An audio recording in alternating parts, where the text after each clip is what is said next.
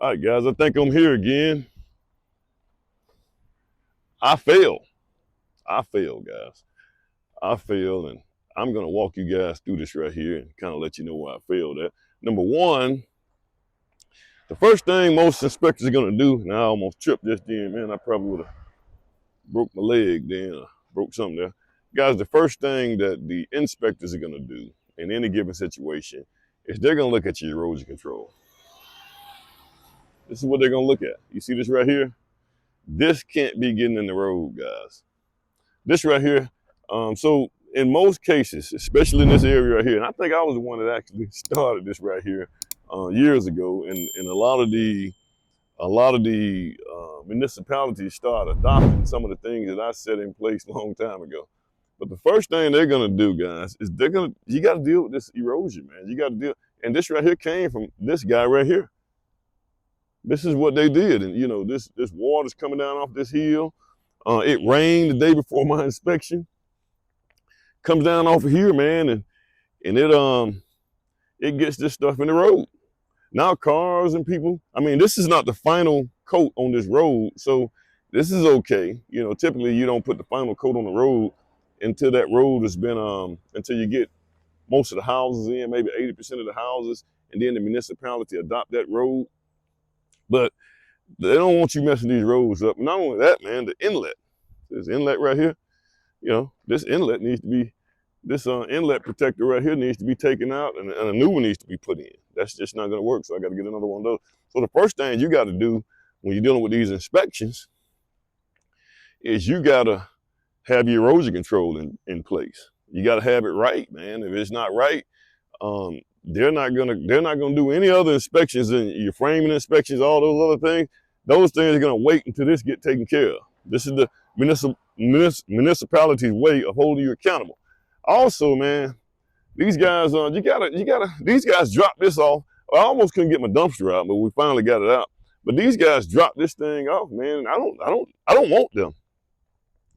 That's $1,000 right there. But I don't.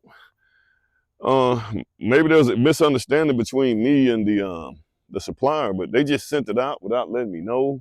Guys, you got to stay on top of these guys. We got some more stuff that needs to be put up. But I'm gonna show you. I'm gonna turn this thing around, guys, and I'm gonna show you the other items that I failed on as far as the inspection itself. Let's get into it. Let me just say this right here, guys. When I was doing this inspection with this guy, guys, I suggest you as a builder, anytime you have any inspection, framing inspection, things like that, final inspection, I think it's critical that somebody, superintendent or the builder, is on site with the inspector walking through this stuff, because this gives you an opportunity to learn as well, guys. So it helps everybody out. And but I came here with the guy, so we not sat down, but we kind of walked around. And guys, when I walk through, I don't say nothing to him.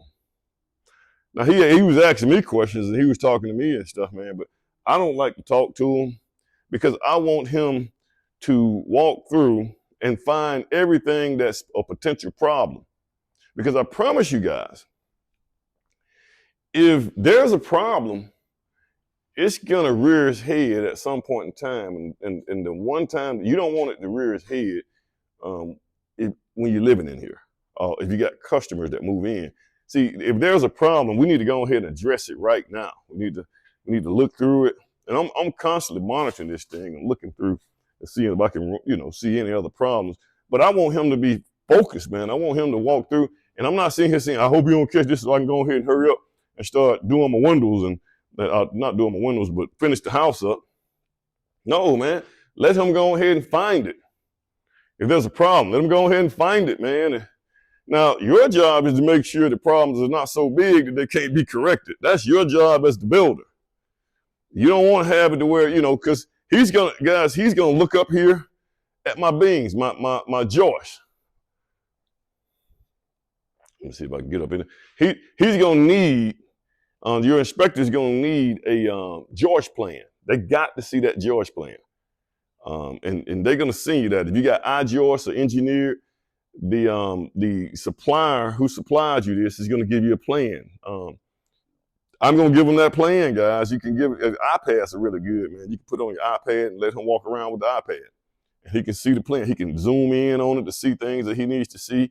Another thing that he's gonna be looking at, guys, is if they savvy, they're gonna be looking at the bearings. And the bearing is how much lumber should be up under these LVL beams. How much lumber and how thick this lumber should be up under there. These are things that he's gonna be looking at. He, she, whatever inspector you have.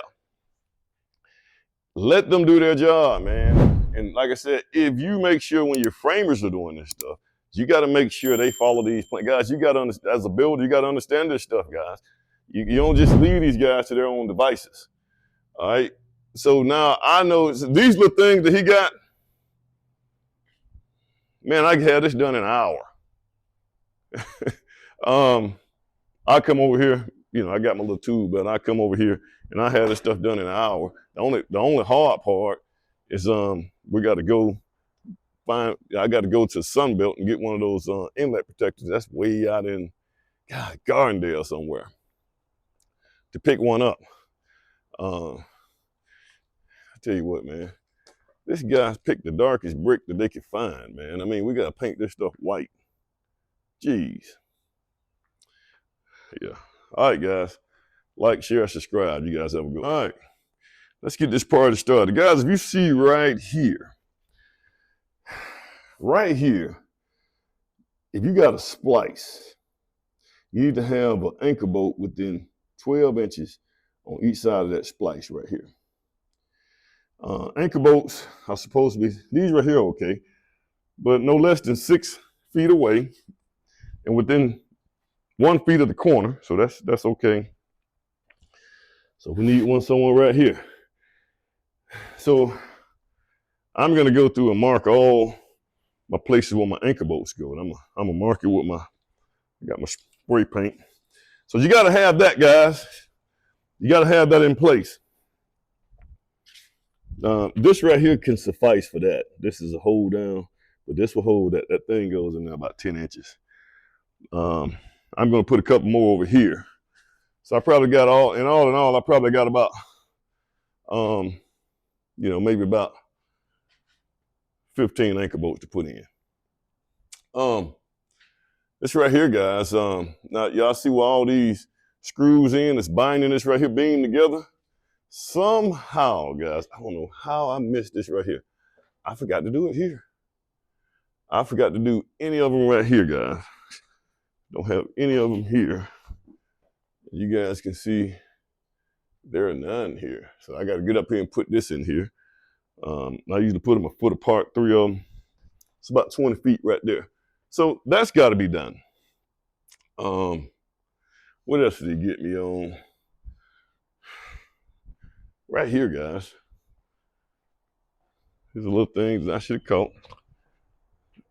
There needs to be a nail in each one of those holes here. Everywhere. He got that.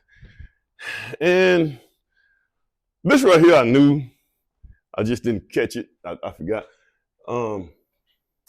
Guys, this right here, this ceiling joist needs to attach to this right here rafter, guys. So I need to get something, a 2x4 and go up there and attach those. It needs to be every 4 feet, just in this area right here, guys.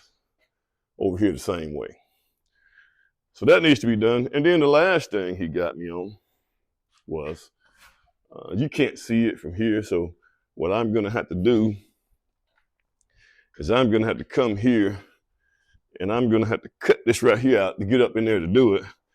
I don't know if we can get up in here and see it. I shouldn't be able to see daylight, but this is